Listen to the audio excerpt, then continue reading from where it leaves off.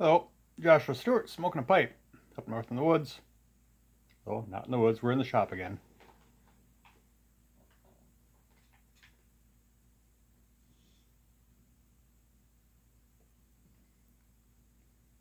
So, had a little issue with my car today.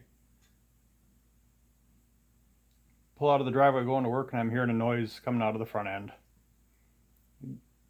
After a little ways, it's not as noticeable, so I keep going. By the time I get to work, I pretty much forgot about it. Leaving work this evening, pulling out of the parking lot, and it's worse. Imagine that.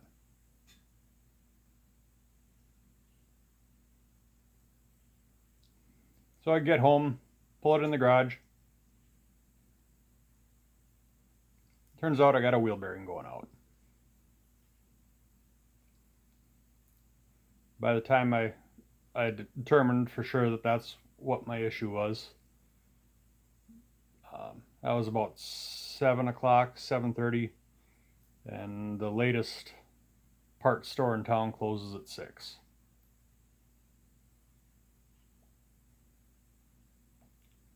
So I was like, oh, okay, well, what do I do? Maybe I can go online and make sure that they've got it in stock so I can pick it up after work tomorrow or something.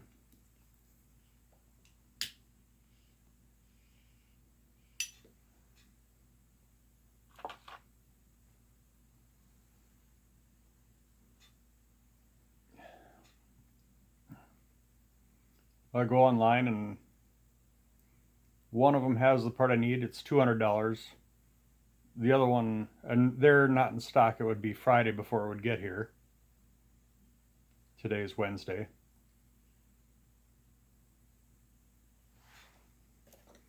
The other one, it appeared they had them in stock, but didn't know that for sure. And they were 150.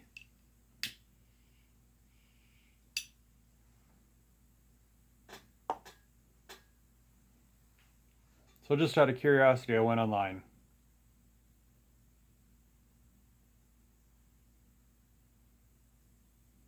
And I found one for $50.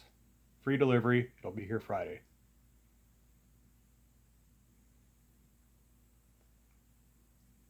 Which gives me mixed emotions.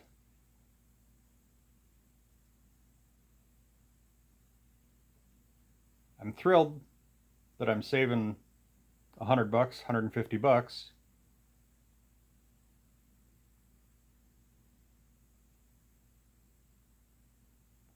But conflicted because I'm not supporting the local business. I'm a big proponent of supporting local business, buying local, especially when you live in a small town like I do.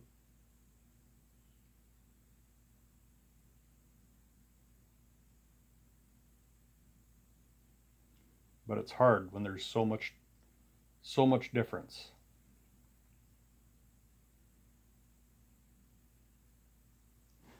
Now I'll happily pay on a lot of things 20 or 30% more than online. I don't know. Different people, that number is different. And for some things, it all depends on what it is. But at what point do you abandon the buy local concept and save a bunch of money and get something online or mail order?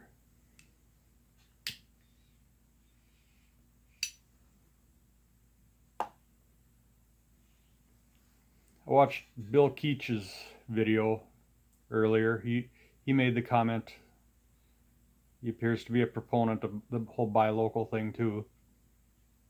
He was focusing on the tobacco end of things and pipes and cigars and whatever.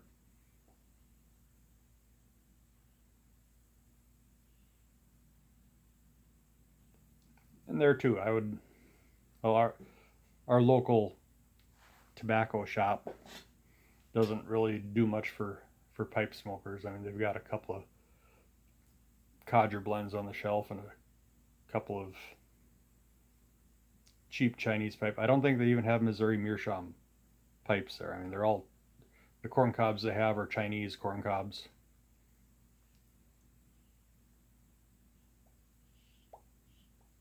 Any of the decent pipes they have are not made for smoking tobacco.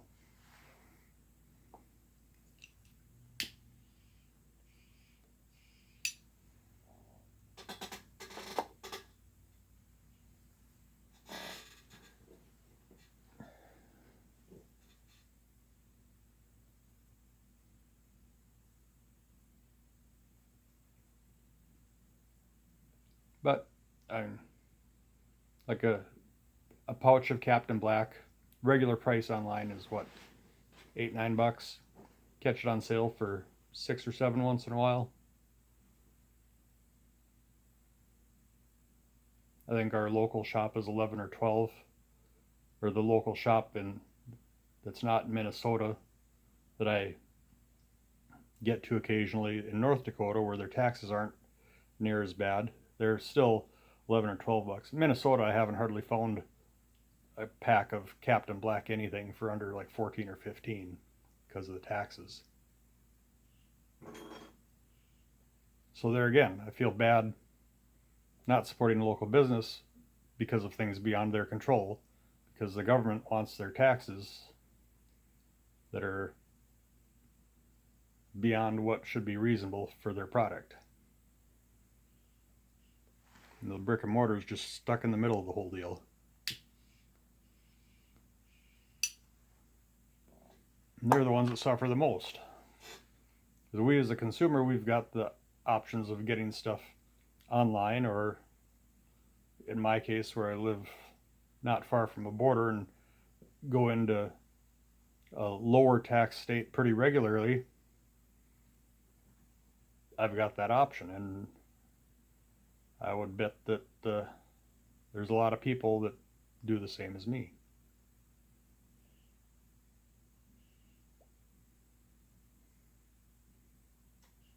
So a question for you guys.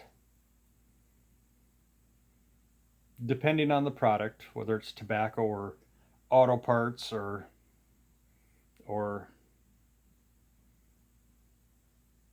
whatever it may be, shoes, clothes, what's your number for where you're going to buy it online and save money versus your local brick and mortar or your local small business or whatever it may be?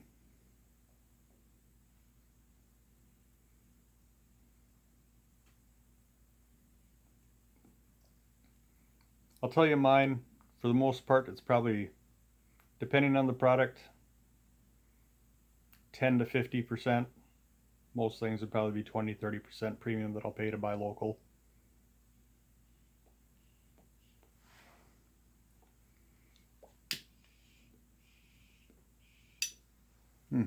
Anyway, before I forget and this thing runs out, this little tiny Dr. Grabow Duke, just a little guy, and gives you about a 15-minute smoke if you really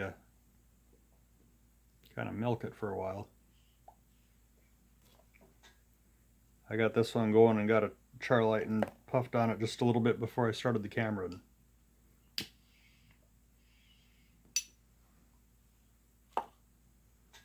I think it's about done.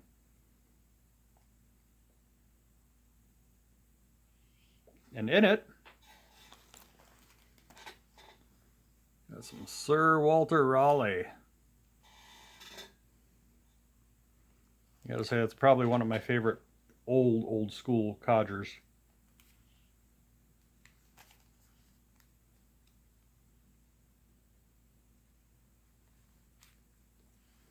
Probably that and half, which I know a lot of people don't care for either of them, but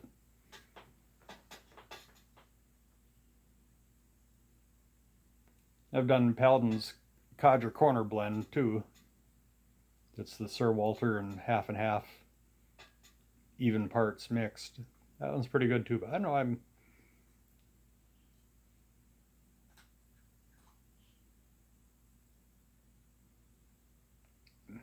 although the Codger Corner blend is good, I still like the individual components.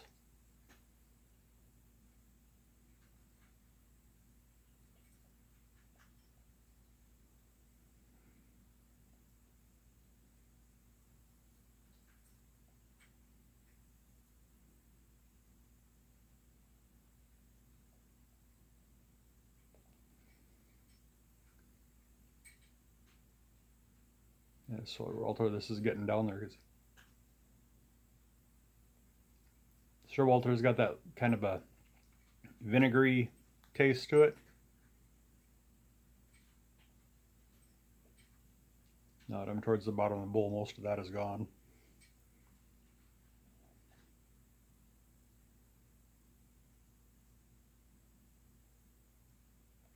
This little tiny bowl is starting to get hot too. I can barely hang on to it. So we go back to the stem.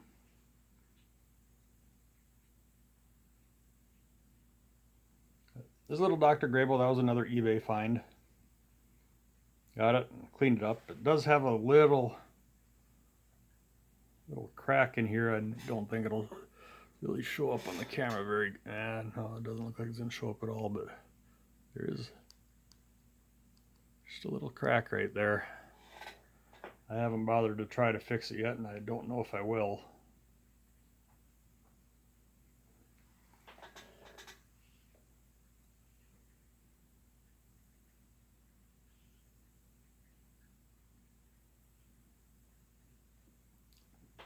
But it's a nice little pocket pipe, or if you just want a quick 10-minute something or another.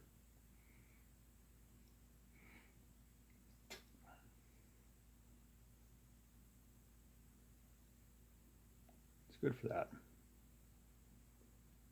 This one does have a filter in it.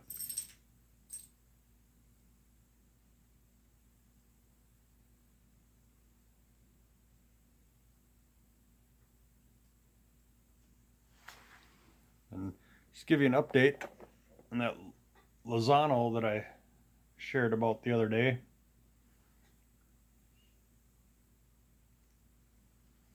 I have had a couple bowls out of it. I did video, but the video ended up way over 20 minutes, and I'm gonna have to practice my editing skills because there's a lot of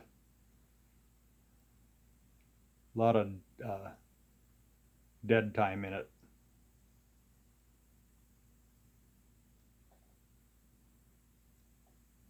I'm talking like where I'm going 2 or 3 minutes without saying a word.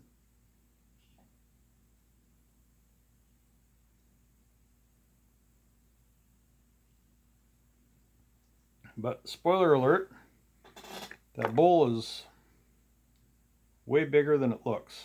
This, I mean, I'll put it head to head. I guess you put it head to head with that little Duke, it looks a lot bigger, but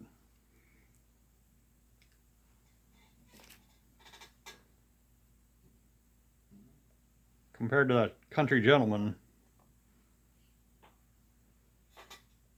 looks kind of tiny, and overall length is kind of shorter. So it's deceptively larger than it looks, and deceptively larger than it feels, because I was getting like an hour out of a bowl in this thing, and honestly I was ready to be done in about 45 minutes.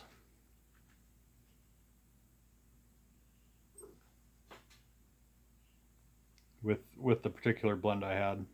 But and then it stays nice and cool, so I like that. Well, I shouldn't say cool. It definitely doesn't get as hot as this thing does.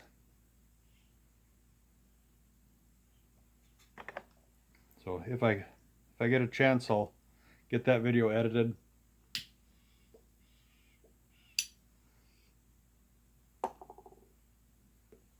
So it can be a little more watchable. I'm not a very good editor, so I don't get very much time for editing, so I usually like to do just the one take, upload, there you go.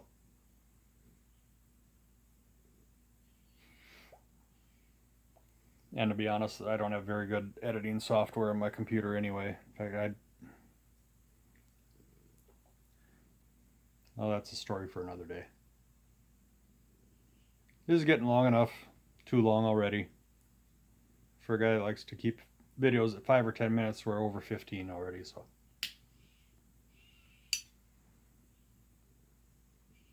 Yeah, I think this is about done.